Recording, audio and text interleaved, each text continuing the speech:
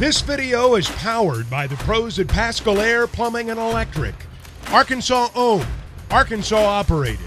GoPascal.com. Razorbacks in the Liberty Bowl. Last time it happened, 2015.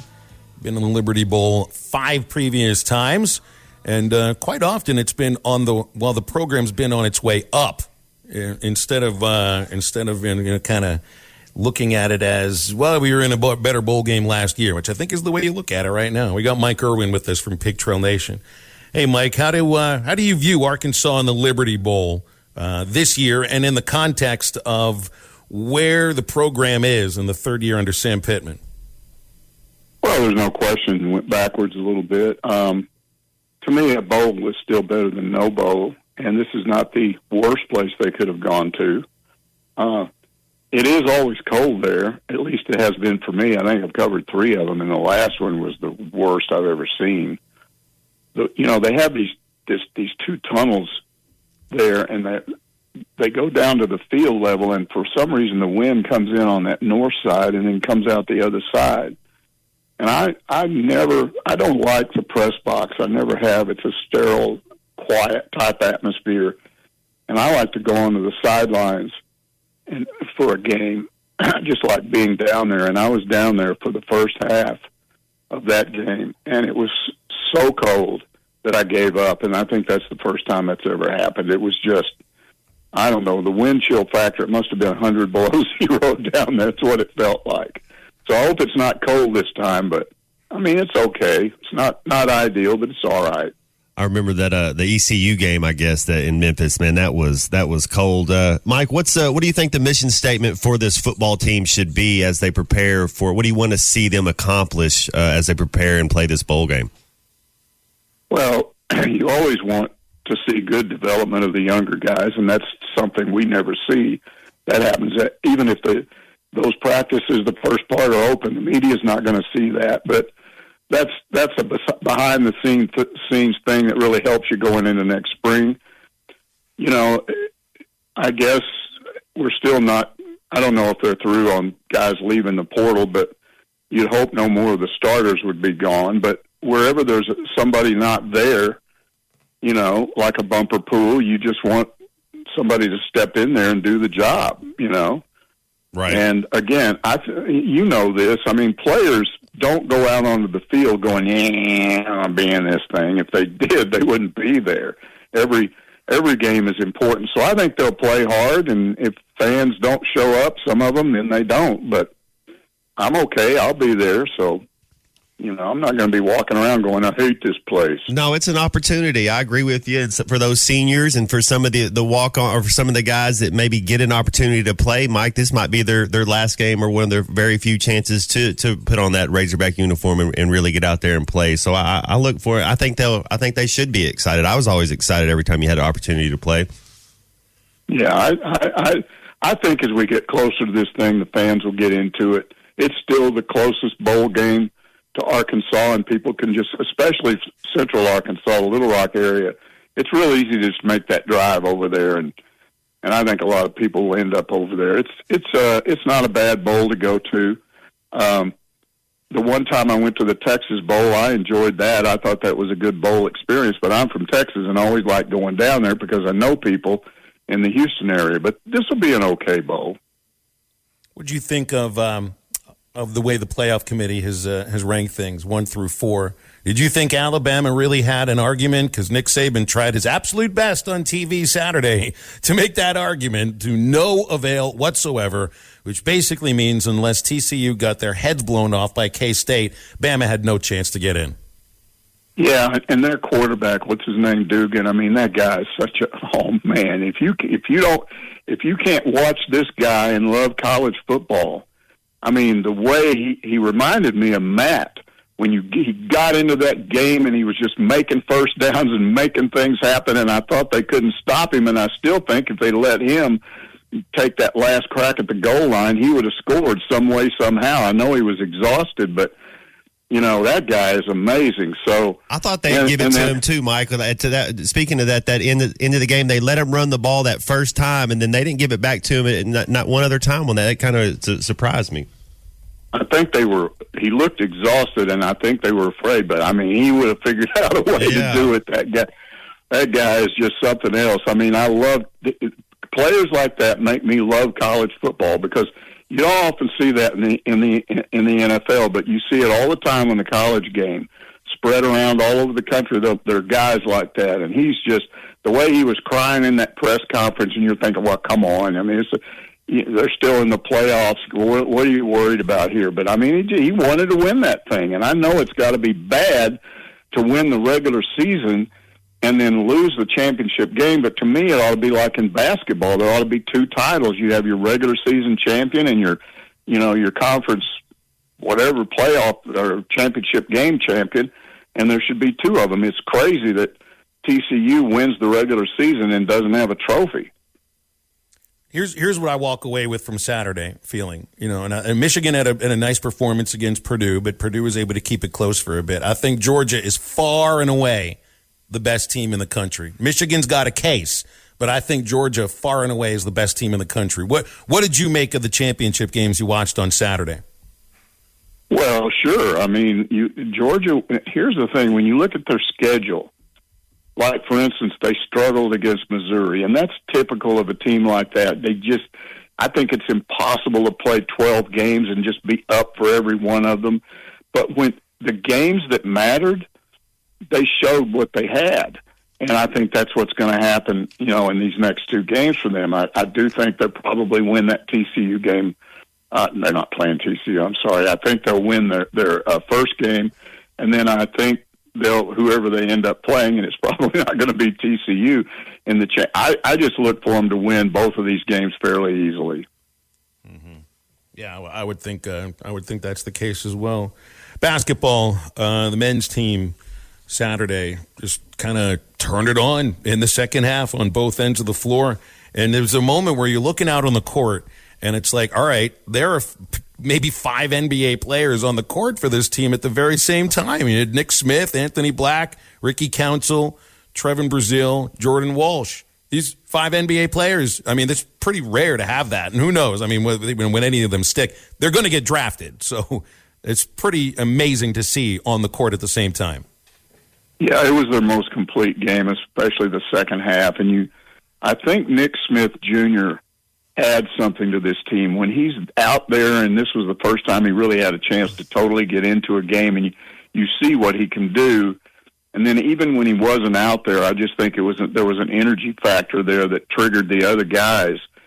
And when they're the way they were in the second half, they're scary good. I mean, you're looking at that going, whoa. So I'm more of a skeptic because I've subscribed to that old Lou Holtz thing where he said years ago, nothing's ever good as it seems or as bad.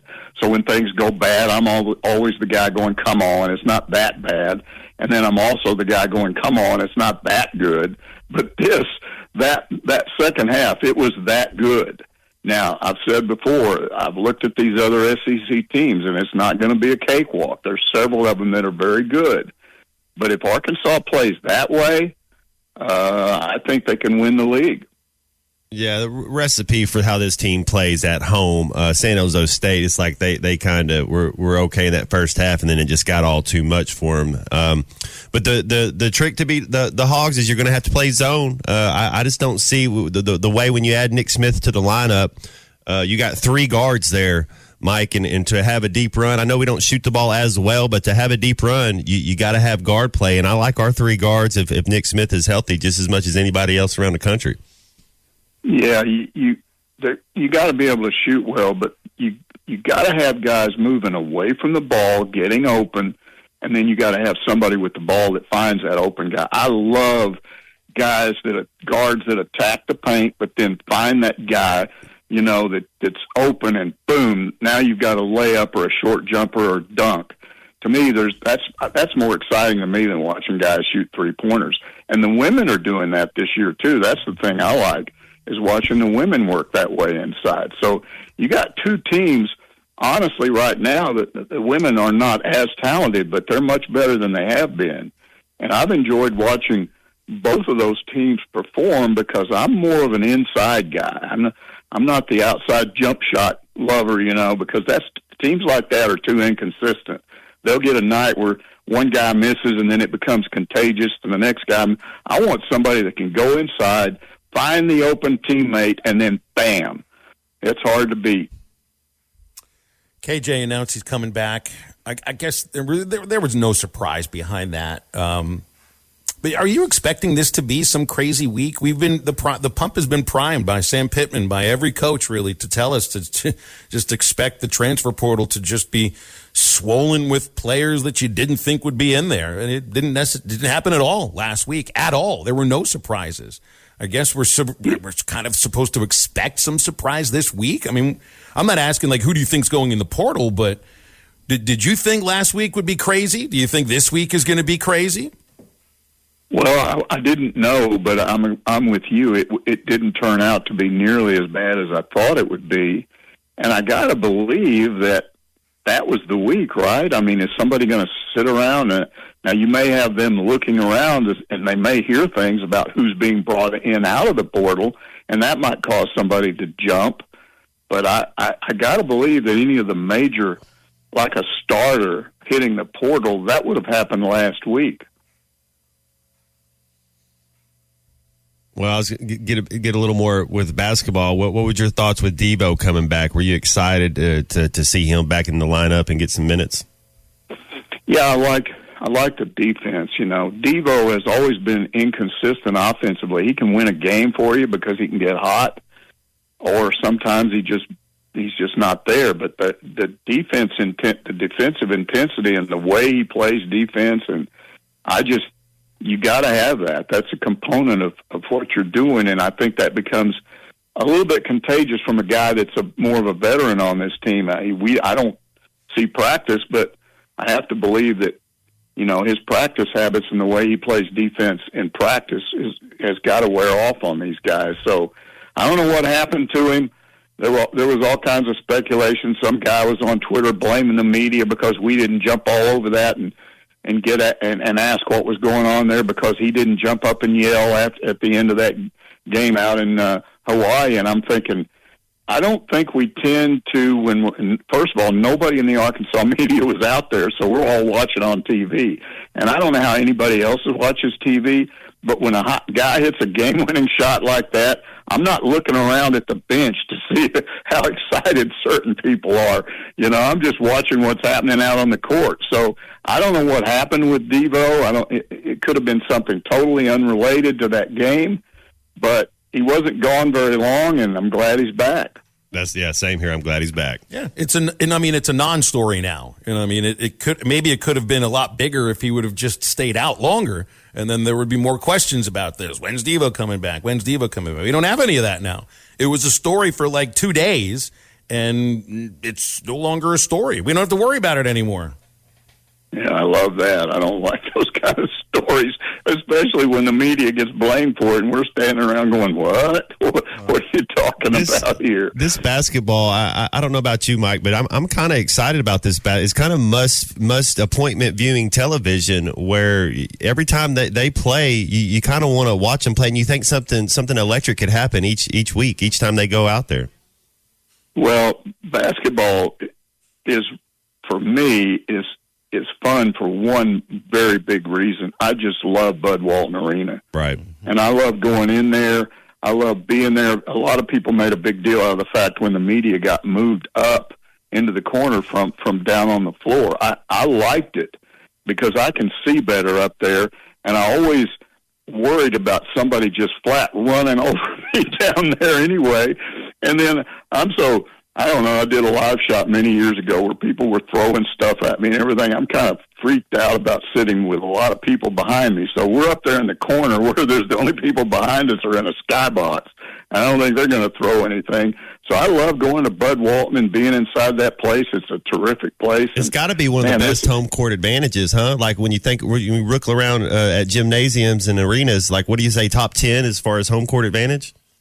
Yeah, I would say maybe higher than that. I mean, there's been a lot of talk about what's this supposed renovation that's going to take place. And I know this Right Barbecue tweeted out a thing where they showed the old slobber hog on the floor. And I put out a tweet that said, you know, it's put the slobber hog back in there. Renovation of Bud Walton is complete. That's the only thing I want to see change. Just put the slobber hog back on that floor, and I'm perfectly fine with Bud Walton the way it is.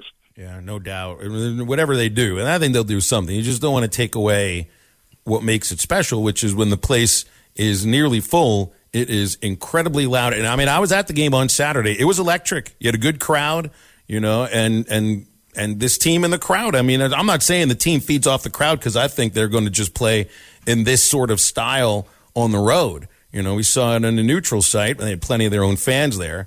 It's just when that place, it's the loudest arena that I've been in for college basketball when things really get going. And I think once the SEC schedule starts, maybe not, you know, against LSU because that's the Liberty Bowl day, but I mean, it isn't just appointment viewing. It is appointment be there if you can be there. Because, you know, watching it on TV and seeing the electricity is one thing. When you're in that building and that team is on a run, my gosh, there really isn't much like it. Well, and that's why if you're a Razorback fan, you ought to try to get there. Even if you don't have season tickets, go out there and try to, you know, buy one off somebody. Go once at least to experience it, because that's one of the things I'll be left with when I retire is that, and people said Barnhill was great, and it was. I went to all those games in Barnhill after it was renovated, and it was a lot of fun. But Frank knew what he was doing when he got this thing built. I sat down and talked with him about all the things that he did. He went all over the country, and he talked to different ADs about what they liked about their arena, what they didn't like about it. And then he got with the architect, and they stood around and worked it out. And I went to some of those meetings when they were planning how they were doing certain things. And it was very, very thorough. I mean, they had it planned out. And there's a reason why that is such a good arena and why it's bigger, but it's just as loud as Barnhill ever was. They just figured out a way to make it happen. Football is back, and BetOnline remains your number one source for all your football betting needs this season. You'll find the latest odds, matchup info, player news, and game trends. And as your continued source for all sports wagering info, BetOnline features live betting, free contests, live scores, and giveaways all season long. Always the fastest and easiest way to bet on all your favorite sports and events like MLB, MMA, tennis, boxing, and even golf. Head to betonline.ag to join and receive your 100% welcome bonus with your first deposit. Make sure to use the promo code BELIEVE to receive your rewards. That's BLEAV. Bet online, where the game starts.